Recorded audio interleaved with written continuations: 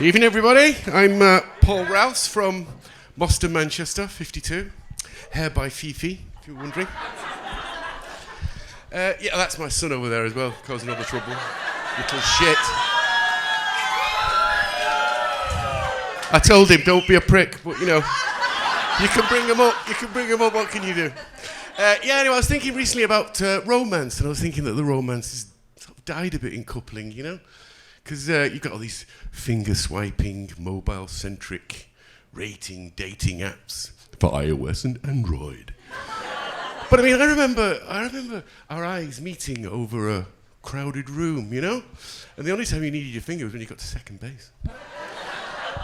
Anyway, I was actually thinking, you know, the other day I found out that there is actually a male equivalent of a nymphomaniac. I mean, I just thought it was a bloke. But apparently, there is actually a name. It's a satyriomaniac, and it comes from the Greek mythology for Satyrs, who was a drunken, sex-crazed, half-man, half-goat creature. So, still a bloke.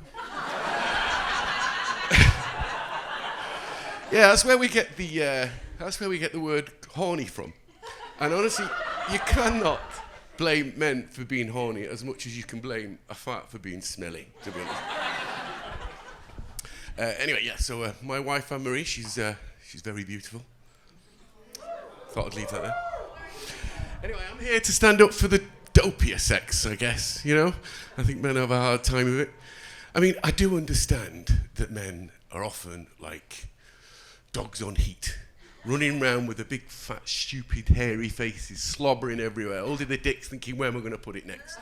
I mean, I do understand that they're like that, but ladies, you know, you've got to be understanding. You can't just treat them like dehumidifiers, you know? Just turn them on when you feel a bit damp. It's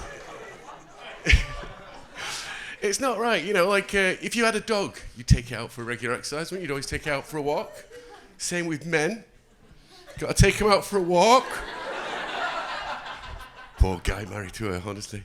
Yeah, I mean, a man's not just for Christmas, let's face it, you know? So, yes, has anybody watched porn? Just me then, yeah? Anyway, I've been looking at the porn recently, and it's definitely got a lot bluer than when I was a kid, you know? I mean, we used to have things like Debbie Does Dallas, things with stories like What a Way to Go. But now it's like, my mummy loves anal. That's wrong in so many ways, isn't it, really? Yeah, I mean, these poor actresses, in the name of art, they have things shoved up the back passage, pulled out, pushed up the front passage, and back in the back. I mean, I worry about cystitis. Honestly, bladder infections can be really bad, you know? And ladies, remember, yeah, you've not got a sack, so wipe from front to back. Bit of health there for you. Yeah, no, we used to watch a lot of porn as kids, but we never had video recorders in our room, so we all had to watch them in one room. Does anybody do that? Watch porn together in one room? Just the Germans then. Anyway, yeah, so we used to watch it, and we'd always sat there in someone's parlour with a VHS video on, with all with little embroidered cat cushions on our laps, looking at each other, thinking the same thing. I could so do with a wank now. Anyway, we did have girls with us sometimes, believe it or not. We had a couple of girlfriends with us, and we were watching this really nice film. It's quite graphic. And just right towards the end, this actress had got the full money shot on her face. And she's smiling at the camera. It looked like a pizza advert. Anyway, my friend's girlfriend, Joe, said... His girlfriend said he was a bit disappointed. She said, I could never do that. I could never do that. And I wasn't so bad, because my girlfriend looked at me, she smiled, and she said, oh, but she loves him. So, oh, dear. Anyway, I was saying about my Anne-Marie. I love my wife, Anne-Marie. She sat there, by the way. Anyway. Yeah, there she is. I always know when she's on.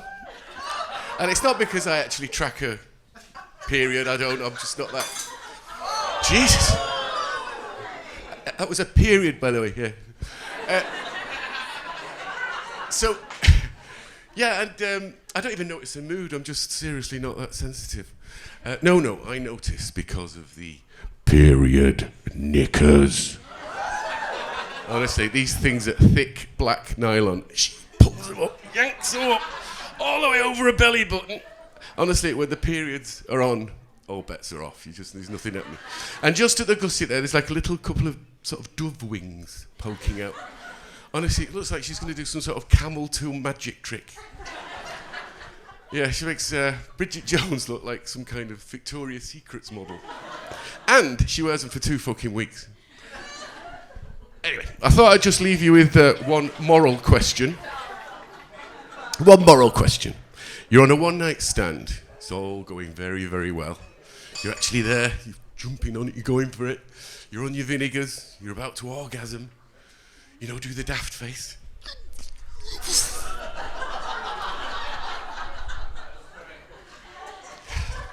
And they die, just stone dead.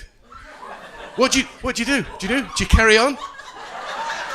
Fucking right you do. Anyway, I've been Paul Rouse and you've been wonderful. Thank you.